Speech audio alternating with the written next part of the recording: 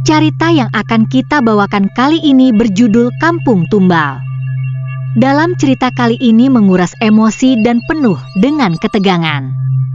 Sebelum lanjut, bagi teman-teman yang belum like dan subscribe, silahkan di like dan subscribe dulu, dan nyalakan lonceng notifikasinya agar tidak ketinggalan cerita-cerita menarik lainnya. Jika sudah, ini dia ceritanya.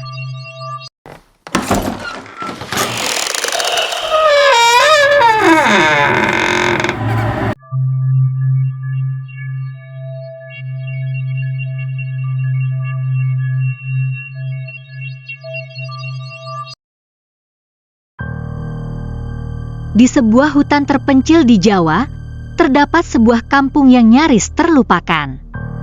Tidak ada nama resmi, tidak ada jejak di peta. Orang-orang menyebutnya Kampung Tumbal. Konon katanya, kampung ini dikelilingi oleh kutukan, dan siapa saja yang masuk tanpa izin akan menjadi bagian dari kisah menyeramkan yang terus berulang setiap tahun. Namun, rasa penasaran seringkali lebih kuat dari ketakutan, seperti yang dialami oleh 5 sahabat, Rian, Dita, Aldi, Siska, dan Yogi. Mereka adalah pembuat konten eksplorasi horor yang dikenal dengan keberanian mereka menjelajahi tempat-tempat angker. Kali ini, mereka ingin membuktikan keberanian mereka dengan masuk ke Kampung Tumbal, lokasi yang mereka temukan dari forum misterius di internet. Forum itu penuh dengan peringatan. Jangan datang ke sana. Sekali masuk, kalian tidak akan pernah sama lagi. Tapi bagi Rian, semua itu hanyalah bumbu untuk konten mereka. Perjalanan dimulai dari sebuah kota kecil yang menjadi titik akhir kendaraan mereka. Dari sana, mereka harus berjalan kaki melintasi hutan lebat. Pemandu lokal yang mereka temui di desa terdekat menolak untuk mengantar mereka. "Saya tidak akan membawa kalian ke sana. Itu tempat orang mati," katanya sambil memasang wajah takut. "Kalau nggak mau, nggak apa-apa, Pak. Kami bisa jalan sendiri," kata Rian dengan santai. Namun, saat mereka mulai berjalan, Dita merasa sesuatu yang tidak beres. "Yan, kita nggak usah lanjut, ya? Ada yang aneh dari tempat ini." "Tenang aja, Dit. Ini cuma hutan. Jangan parno dulu," balas Rian sambil terus berjalan.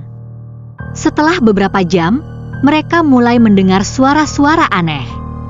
Semula hanya seperti angin, tetapi perlahan berubah menjadi bisikan samar.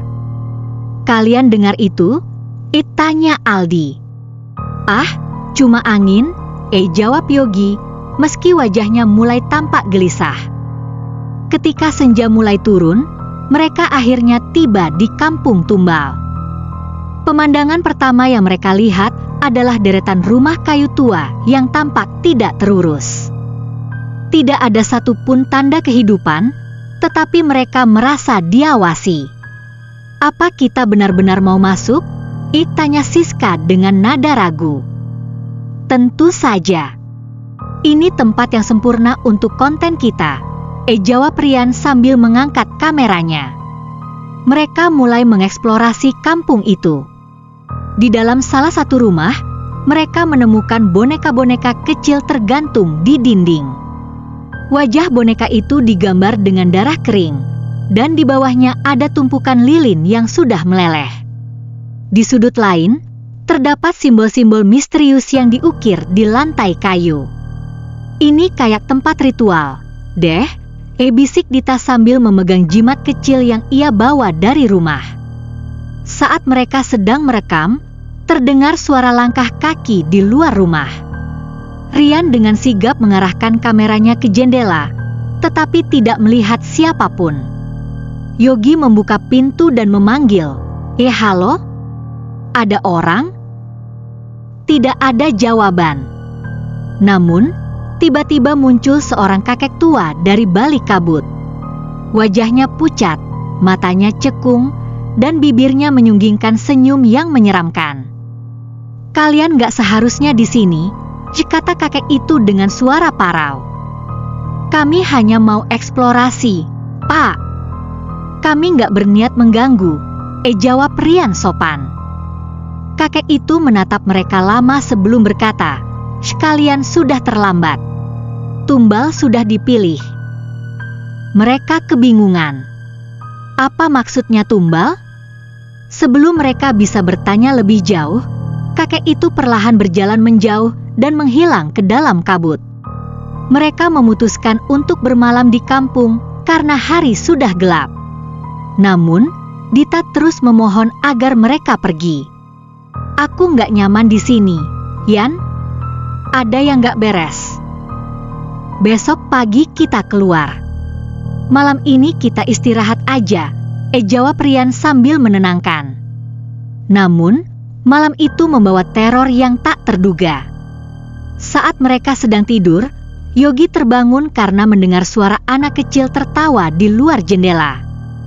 Ketika dia melihat keluar, dia melihat bayangan seorang anak kecil berdiri di tengah jalan. Hanya dia memandang ke arahnya. "Apa itu?"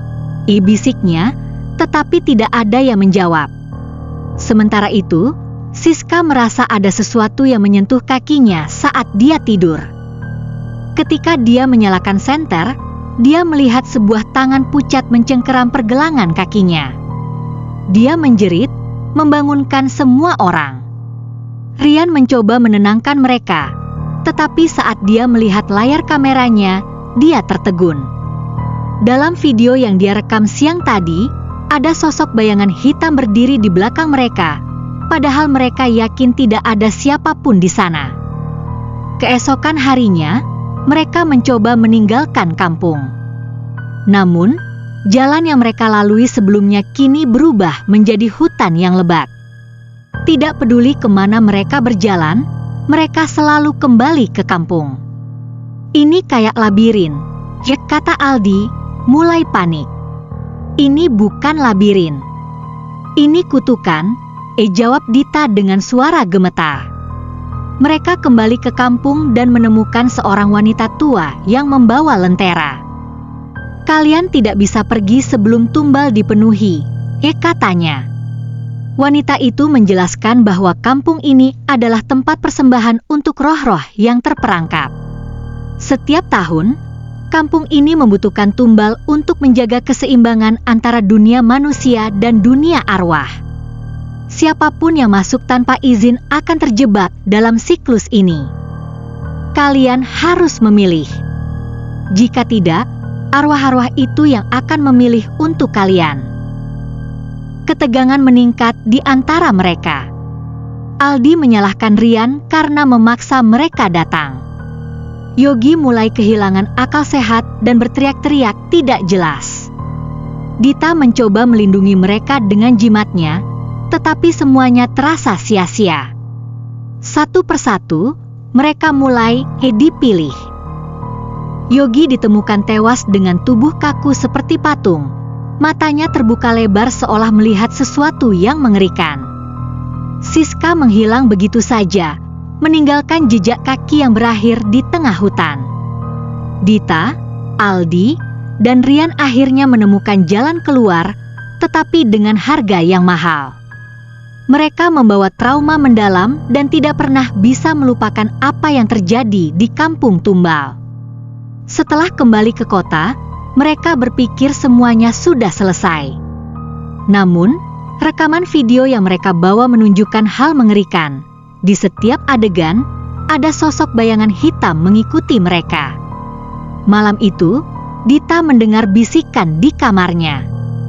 Saat dia menoleh, dia melihat sosok wanita berbaju putih dengan wajah hancur berdiri di sudut ruangan, tersenyum kepadanya.